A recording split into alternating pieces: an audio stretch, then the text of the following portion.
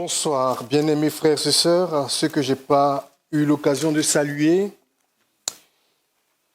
J'ai encore ce soir à cœur de partager avec vous quelques idées sur la prière biblique. Et la dernière fois que j'ai pris la parole, nous avons lu 2 textes dans Éphésiens et dans Timothée que je veux reprendre ce soir.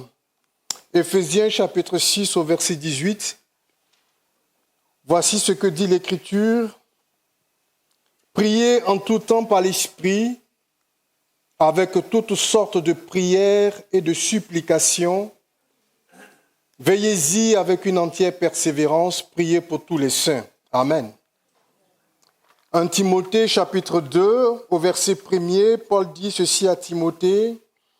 J'exhorte donc en tout premier lieu à faire des requêtes, prières, intercessions, actions de grâce pour tous les hommes. Amen. La prière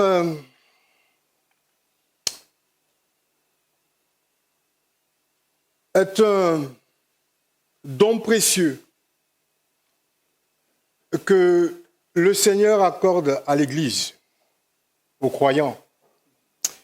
La prière est un excellent moyen, sinon le moyen par excellence, pour nous les hommes, de réduire la distance avec Dieu notre Père.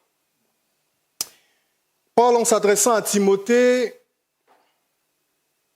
dans un contexte où l'Église commence à vivre des soubresauts, où beaucoup de vents contraires commencent à se lever ça et là, Paul, devenu maintenant un homme avancé en âge, sentant la fin de son ministère approcher, essaie donc de léguer aux jeunes prédicateurs des conseils pour faire avancer l'œuvre de Dieu. Et en s'adressant à Timothée, il lui rappelle que la prière doit être une priorité dans la vie de l'Église. Et donc, une priorité dans la vie du croyant. Donc, c'est une priorité à la fois collective et une priorité individuelle. Il dit « J'exhorte donc avant tout ». La prière doit être prioritaire parce que la relation avec Dieu doit être prioritaire. La dernière fois que j'ai parlé de ce sujet, j'ai dit que vivre sans prier, c'est vivre sans Dieu. Lorsque nous regardons ce que la Bible enseigne, prenons par exemple le décalogue, les 10 commandements que Moïse va révéler au peuple. Si vous regardez attentivement ces 10 commandements, vous vous rendrez compte qu'ils sont divisés en 2 livres. Les 4 premiers commandements font état de notre relation avec Dieu. Et ensuite, les 6 derniers vont faire état de notre relation avec le prochain. Il y a d'abord ce qui est vertical et ensuite ce qui est horizontal. Et si vous faites attention, ça fait une croix. La croix. Pour nous mettre d'abord en relation avec Dieu. Le premier commandement, quand on pose la question à Jésus, tu aimeras le Seigneur ton Dieu. Le commandement qui suit, tu aimeras ton prochain comme toi-même. D'abord, vertical. Ensuite, horizontal. Lorsque les disciples demandent à Jésus de leur enseigner la prière, le même principe apparaît. Notre Père, qui es aux cieux, que ton nom que ton règne, que ta volonté. Dieu doit être au centre.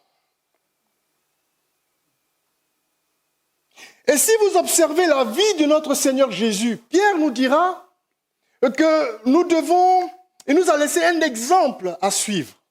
C'est ce que l'apôtre Pierre nous dit en parlant du Seigneur Jésus. Mais regardez la vie du Seigneur Jésus, sa vie de prière. Quand bien même il arrive à Gethsémani, là où il doit accomplir la mission pour laquelle il est arrivé et qu'il est confronté à cette grande angoisse, il va chercher d'abord la volonté de son Père. Il ne va pas se laisser emporter par l'émotion, par le sentiment charnel qu'il anime à ce moment-là. La Bible nous révèle que pleinement homme, il ressent à ce moment précis de l'angoisse. Si cette coupe peut s'éloigner de moi, mais très vite il se ressaisit.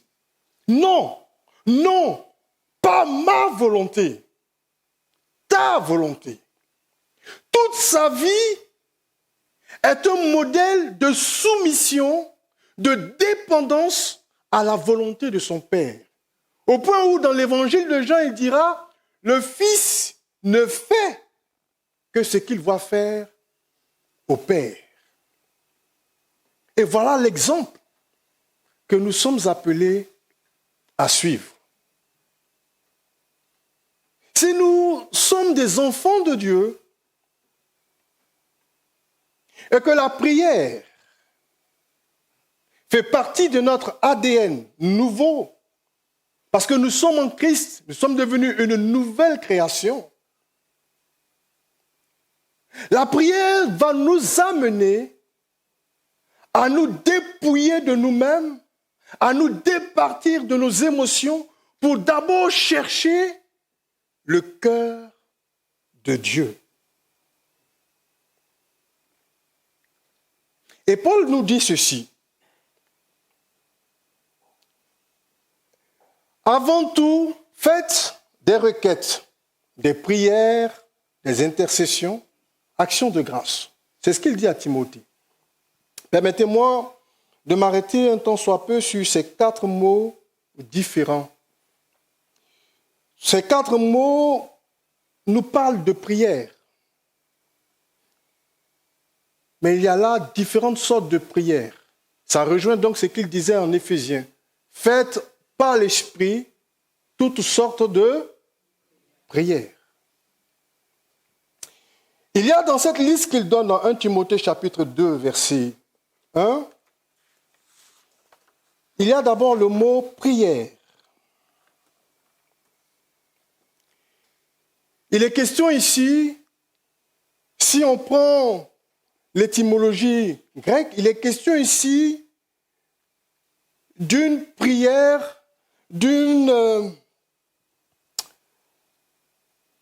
rencontre qu'on fait ou d'un sujet qu'on évoque, mais de façon générale.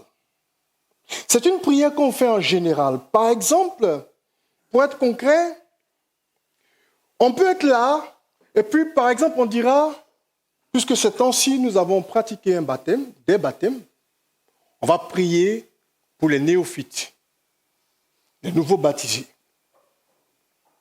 On peut prier dans l'église, par exemple, pour des besoins de sainteté. On peut prier pour le salut des âmes, gagner des âmes. Et ce type de prières sont des prières, on va dire, de portée générale. Parce que c'est des besoins qui sont liés à la vie de l'Église. Prions pour nos enfants, l'école du dimanche. Prions pour les moniteurs qui les encadrent. Prions pour nos adolescents. Prions pour nos jeunes. Et ainsi de suite, les différentes catégories de l'Église peuvent être passées en revue. Nous sommes en train de faire là des prières. C'est quelque chose de général. Et puis, il va dire, faites des requêtes. Au niveau de la requête, on commence à entrer dans quelque chose de particulier, dans quelque chose de spécifique. Ça nous apprend la précision.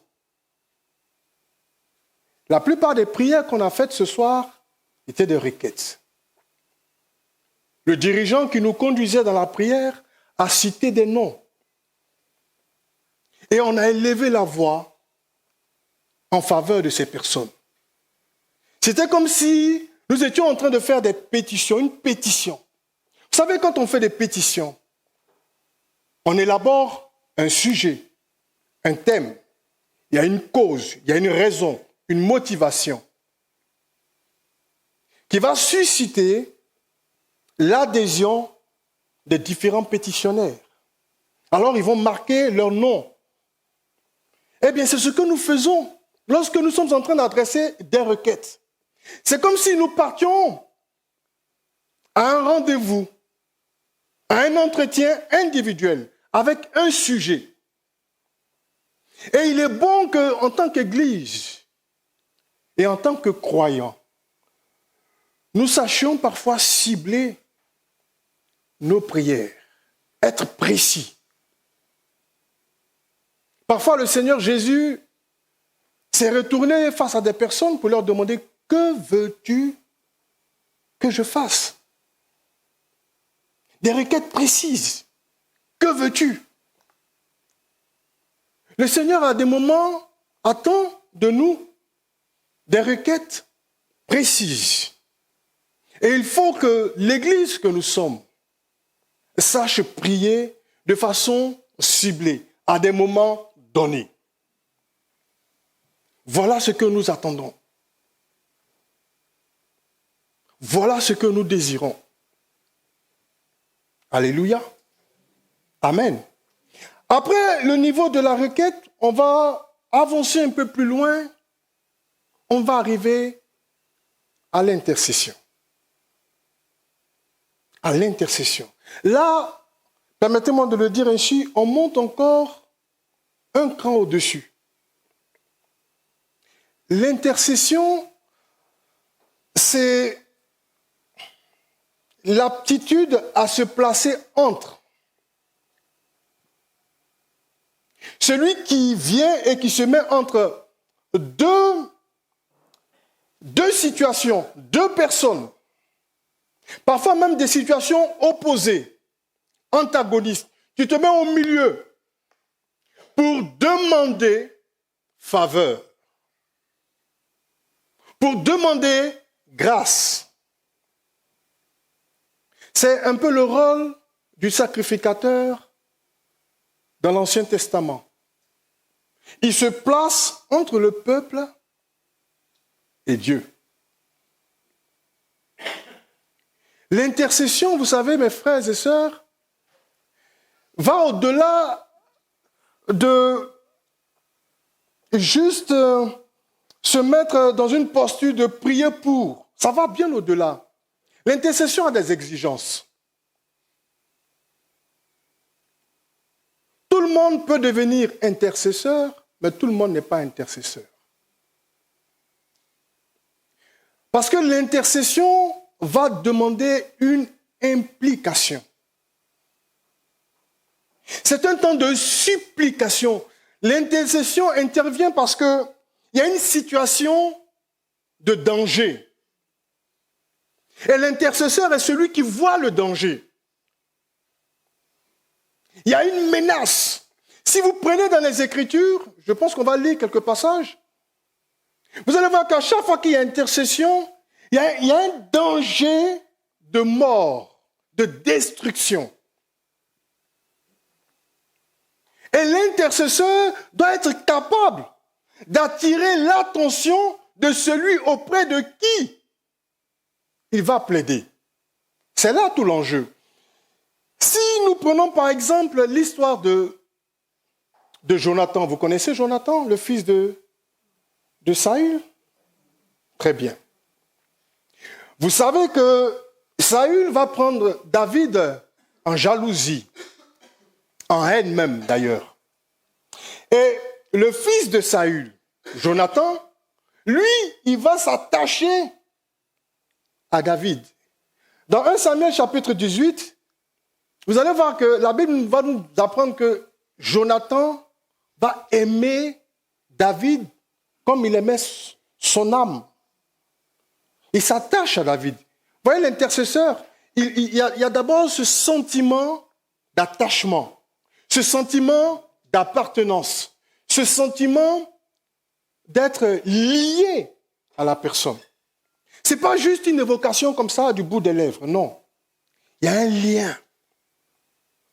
Et quand il se rend compte que son père veut tuer David, il va proposer au chapitre qui suit, au chapitre 19, de parler à son père. Il va aller parler à son père. La Bible dit qu'il parla favorablement de David. Et son père va renoncer dans un premier temps à son projet meurtrier. Quand vous prenez l'intercession de Moïse,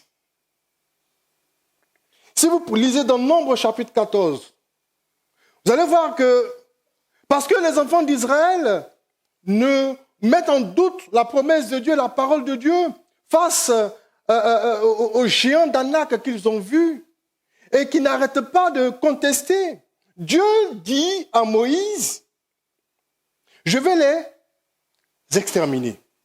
Et puis à partir de toi, Moïse, je vais susciter un autre peuple. Il y a une menace de mort, de destruction, d'effacement, d'éradication. Moïse va se positionner pour dire non, Seigneur. Il va se mettre au milieu pour parler à Dieu. Mais pourquoi Moïse peut se mettre là pour parler à Dieu? Parce que Moïse a l'attention de Dieu. Et pourquoi il a l'attention de Dieu? Parce qu'il fait la volonté de Dieu. Parce qu'il honore Dieu. Et l'intercession va réclamer d'avoir, comme un avocat, des arguments. Quand vous regardez le dialogue qu'il y a entre Moïse et Dieu, c'est assez intéressant en fait, parce que vous voyez là Moïse qui rappelle au Seigneur, mais tu as fait sortir ce peuple d'Égypte, les Égyptiens ont vu cela et ils ont pensé qu'ils ont dit ceci, cela. Si tu les extermines, eh bien, les nations qui sont autour vont penser que tu es un Dieu cruel. Il commence à dialoguer avec le Seigneur. Je vous invite à lire. Le même principe, on le voit avec Abraham, quand il va plaider pour Sodome et Gomorrhe. Genèse chapitre 18. Il dit, vas-tu juger le méchant ou le juste et le coupable ensemble? Toi, un Dieu juste. Il sait trouver l'argument. Mais parce que d'abord, il est l'ami de Dieu. Dieu a dit avant, cacherai-je à Abraham? L'intercession réclame donc une consécration. Si Jonathan pouvait parler à son père, parce qu'il était le fils de son père. Et en tant que tel, il avait une position vis-à-vis de son père. Vous comprenez? Cette relation filiale qui était là et qui était précieuse aux yeux de Saül faisait qu'il pouvait écouter son fils.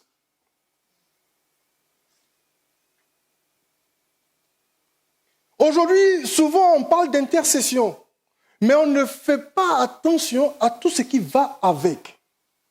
C'est une consécration, chers frères et sœurs. L'intercesseur ne fait pas ce qu'il veut. Il se met à part, il paye un prix. Vous allez regarder Néhémie, il va jeûner, il va se lamenter, il va sortir de sa zone de confort. Il est échanson d'un roi, mais il se lamente pour son peuple. Pendant 4 mois, il va chercher la face de Dieu, il va se lamenter parce que Jérusalem est en ruine. Son cœur est investi dans la cause de Jérusalem et des Juifs qui y sont. Et il se lamente. Voilà un intercesseur.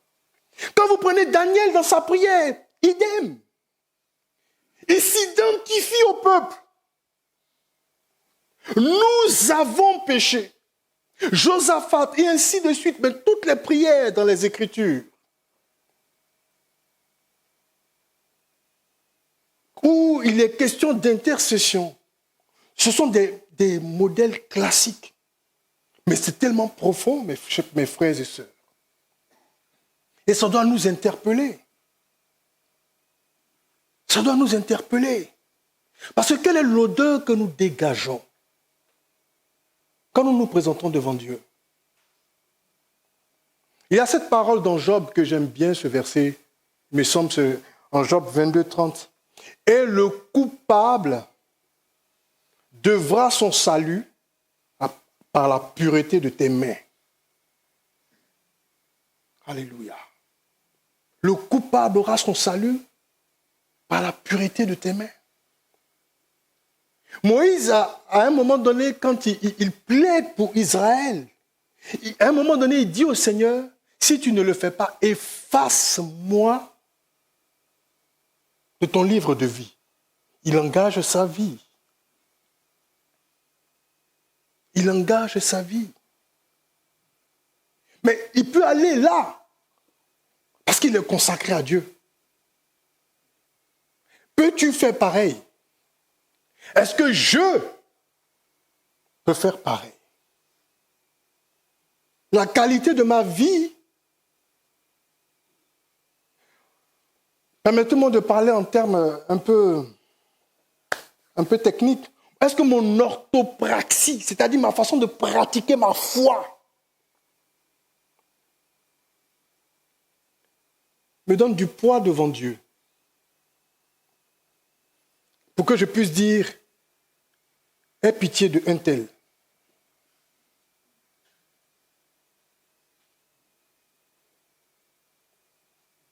Voilà une question. Et vous vous rendez compte que plus nous avançons dans la prière, plus c'est nous-mêmes qui nous exposons à la lumière de Dieu. C'est-à-dire que plus tu vas avancer dans la prière, plus tu vas te rendre compte de qui tu es.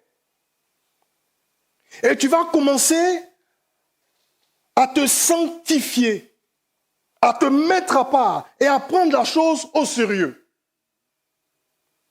La véritable prière. Parce qu'il y en a qui font des prières. Jésus va dire de cela,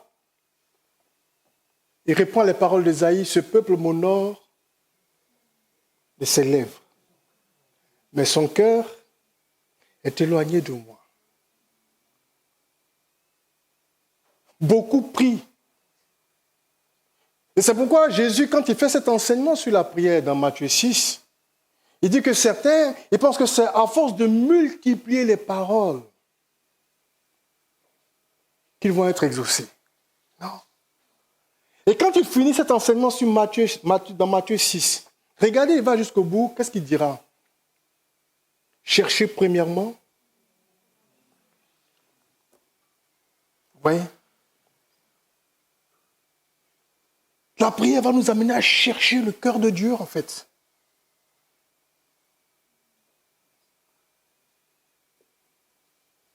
Et puisque nous commençons à trouver le cœur de Dieu, la dernière prière que là Paul nous donne dans ce passage de 1 Timothée nous amène à l'action de grâce. C'est-à-dire l'expression de notre reconnaissance. On dit merci. Jésus va dire aux disciples tout ce que vous demandez en priant. Marc chapitre 11, versets 25 à 27. Si vous croyez l'avoir reçu, vous le verrez s'accomplir.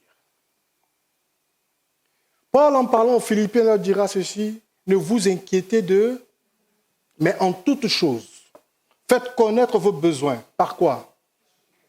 Des prières, voyez, de supplication. Ça revient, supplication, ça revient à requête, intercession, supplication. Parce que c'est là où on est dans cette position-là.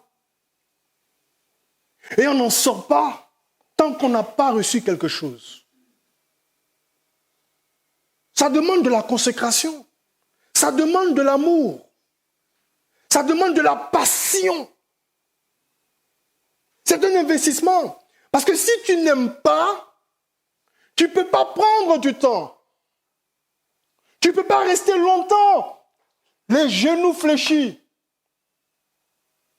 Et puis intercéder pour ton frère ou pour ta sœur. Quand l'amour t'a saisi, tu es passionné. La privation n'est plus pour toi un sacrifice douloureux. C'est un sacrifice, certes, mais ce n'est plus un sacrifice douloureux, parce qu'il est fait avec amour. Et alors tu peux élever la voix pour dire merci. Tu peux louer. Voici une autre forme de prière. La reconnaissance, la louange. C'est aussi une expression de foi. La Bible dit « Réjouissez-vous en espérance ». Romains chapitre 12, verset 12. Et c'est pourquoi, en principe, au culte, qui est le rassemblement de l'Église, le dimanche, le premier jour de la semaine, on vient célébrer, on vient louer le Seigneur. L'offrande que je viens apporter à Dieu, dimanche matin, notre rencontre s'intitule « Le culte de louange et d'adoration ». Ce n'est pas un culte d'intercession. Vous suivez? Ce n'est pas un moment où on fait des requêtes. C'est d'abord un moment où on loue le Seigneur. Jésus-Christ est ressuscité. La mort est vaincue. La résurrection du Seigneur, chers frères et sœurs, c'est le point culminant de notre foi. Paul, au chapitre 15 de sa lettre aux Corinthiens, explique ceci, que si Christ n'est pas ressuscité, alors notre foi est vaine. Chers frères et sœurs, Jésus-Christ est né d'une vierge. Jésus-Christ a vécu une vie sans péché. Il a enseigné un enseignement différent. Il a parlé du royaume de Dieu. Et son enseignement était puissant et en même temps était accompagné de signes et de prodiges qui venaient d'en haut.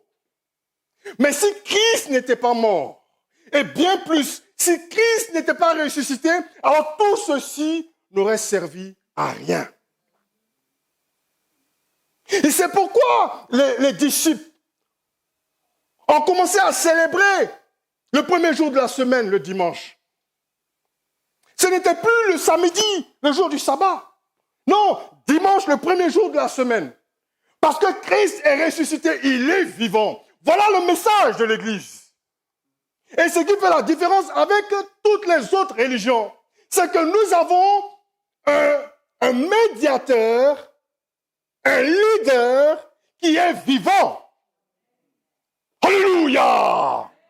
Ah, j'aurais cru que ça allait susciter en vous plus de joie. Il est vivant. Donc, parce qu'il est vivant, tout est possible. Je ne sais pas si vous réalisez. Il est vivant. Les apôtres étaient découragés et ils l'ont vu exposé sur le bois de la malédiction. Les gens se sont moqués de lui. Et leur vie était menacée. Ils étaient tous confinés, ils s'étaient cachés et ils avaient peur. Et voici qu'on leur dit, il est ressuscité. Ils se posent des questions, ils s'interrogent. Le voilà qui entre dans la chambre qui était, dans la pièce qui était fermée, et le voilà qui apparaît. Il est là, au milieu d'eux. Waouh! Alléluia, tout devient possible. Ça veut dire que ta maladie, qui semblait impossible, qui semblait incurable, il y a de l'espoir pour toi. C'est de ça qu'il s'agit. Ça veut dire que le blocage dans lequel tu es, il y a de l'espoir pour toi. C'est ça, c'est cette espérance que je viens célébrer. Et dimanche, j'ai prié la semaine, mais je me souviens de ce que Dieu a fait pour moi. Si je suis vivant, que je peux être là, dans le lieu où son nom est invoqué, au milieu de la convocation solennelle. C'est une grâce. Alléluia. C'est ça. Donc ma joie d'abord, c'est d'être là et de pouvoir dans l'assemblée des saints célébrer ce grand Dieu. Mon cœur est sur lui. Merci. Maintenant, j'ai une espérance vivante. Pierre dira, 1 Pierre chapitre 1 ou chapitre 2. Et il nous parle d'une espérance vivante qui ne peut ni se souiller ni se corrompre. C'est ça d'abord. C'est ça d'abord. Si nous sommes capables, frères et sœurs, par la foi, de dire, j'ai confié mon problème à Dieu, maintenant je viens le louer. C'est ça en fait. C'est ça, cette expression de foi. Voici la véritable prière. Pourquoi Jésus, quand il est devant le tombeau de Lazare, qu'est-ce qu'il fait? Oui, il pleure. Mais quand il commence à prier, qu'est-ce qu'il dit? Ah, mes amis, vous lisez la Bible ou pas? Je te loue. Alléluia, vous comprenez? Je te loue.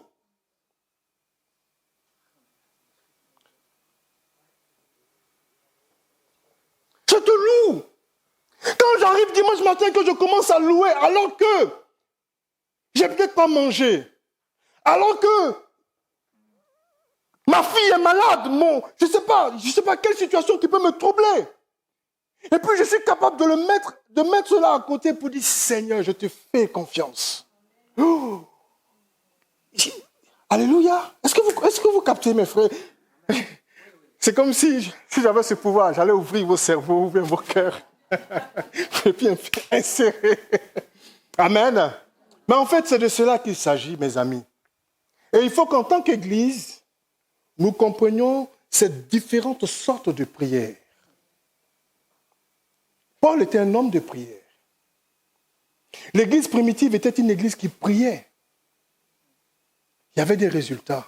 Aujourd'hui, quand l'Église de notre siècle, de notre époque, a beaucoup de difficultés parce que la prière n'est plus un élément central de notre vie. Quand nous prions, nous remuons, la plupart du temps, nous ne faisons que remuer nos lèvres. Notre cœur n'y est pas. Et quand je le dis, je ne suis pas en train de vous blâmer. Je veux nous interpeller, moi-même y compris. Attention, je ne suis pas en dehors. Oh, combien de fois j'ai prié pour des gens, juste comme ça. Et après même j'ai oublié, je ne m'en souviens même plus. Je ne prie même plus. Dieu fait grâce. Et puis des gens, il y a eu tel exaucement. Mais moi, je sais que je n'ai même plus prié pour ce sujet que j'avais complètement oublié. Et je suis triste. Parce que je n'ai pas été fidèle, en fait. Que Dieu nous aide. Amen. Que Dieu nous aide à savoir faire la différence. C'est pourquoi le mardi, quand nous sommes là, c'est très sérieux. Prenons ces requêtes à cœur, toutes les requêtes que notre frère nous a données. Et faisons confiance à Dieu. Et quand nous revenons mardi prochain, apprenons à dire merci. C'est aussi une expression de foi. Ne regardez pas seulement ce que Dieu n'a pas encore fait. Réjouissez-vous en espérance. Et le dimanche, louez Dieu. Bénissez-le. Seigneur, il y a des guérisons au milieu de nous. Pourtant, on ne les a pas encore vues. Mais on le proclame. C'est aussi ça une expression de foi. Merci pour l'œuvre, pour la résurrection. C'est le chemin de tous les possibles. La résurrection de Jésus. Chers frères, je veux que nous le comprenions. C'est le chemin de tous les possibles. Et c'est ce qui fait la différence fondamentale avec les autres milieux. Que Dieu nous aide à comprendre ces choses et à les mettre en pratique. Amen. La prière, pour terminer, elle va nous emmener, quand on rentre dans la louange, qui va nous pousser aussi plus tard à l'adoration, parce que la petite différence entre la louange et l'adoration, très simplement, très rapidement, c'est que la louange se fixe sur ce que Dieu a fait. Les actions de Dieu dans ma vie. Je bénis ton nom pour cela. L'adoration, c'est une louange, mais qui va se fixer sur ce que Dieu est. Sa sainteté, son omniscience, sa grandeur. Amen. Et Paul va dire ceci, 2 Corinthiens chapitre 3, verset 18. Nous tous qui le contemplons à visage découvert, nous sommes transformés à son image de gloire en gloire. Plus nous allons passer du temps dans la prière, et quand nous allons commencer à véritablement le contempler, sa lumière va jaillir. Et ce qui en nous, qui doit disparaître, Jean disait, il faut que je diminue et que Christ croisse. Et c'est là le combat des chrétiens. On a du mal parfois à diminuer. On veut être à la fois chrétien et puis en même temps, je suis Jean-Yves. Non. Paul dit, ce n'est plus moi qui vis, c'est Christ qui vit en moi. Voilà ce que la prière véritable doit produire dans le cœur de l'Église. Que Dieu nous aide à comprendre. Au nom de Jésus. Notre Père, nous te bénissons pour ce temps d'enseignement, ce temps d'exhortation. Nous prions que, Seigneur, nous puissions par le Saint-Esprit, Seigneur notre Dieu, nous exercer à la prière. Comme ta parole nous le recommande, toutes sortes de prières. Aide-nous, Seigneur, à savoir adresser des prières, des requêtes, à savoir intercéder et aussi à savoir dire merci, exprimer notre reconnaissance pour tes bienfaits dans notre vie. Je veux laisser cette Église sous ton divin regard. Seigneur, je prie pour cette assemblée et je prie pour moi-même, au nom de Jésus. Ô combien nous avons besoin de toi. Aide-nous, s'il te plaît, et fais de nous véritablement une Église, Seigneur, selon ton cœur, comme ton serviteur nous l'a dit dimanche. Une Église selon le cœur de Dieu. Alléluia. Que chacun de nous soit une Église selon le cœur de Dieu par la puissance du Saint-Esprit dans ces temps de la fin. À toi la gloire, l'honneur et l'adoration. Au nom de Jésus. Amen. Que le Seigneur vous bénisse.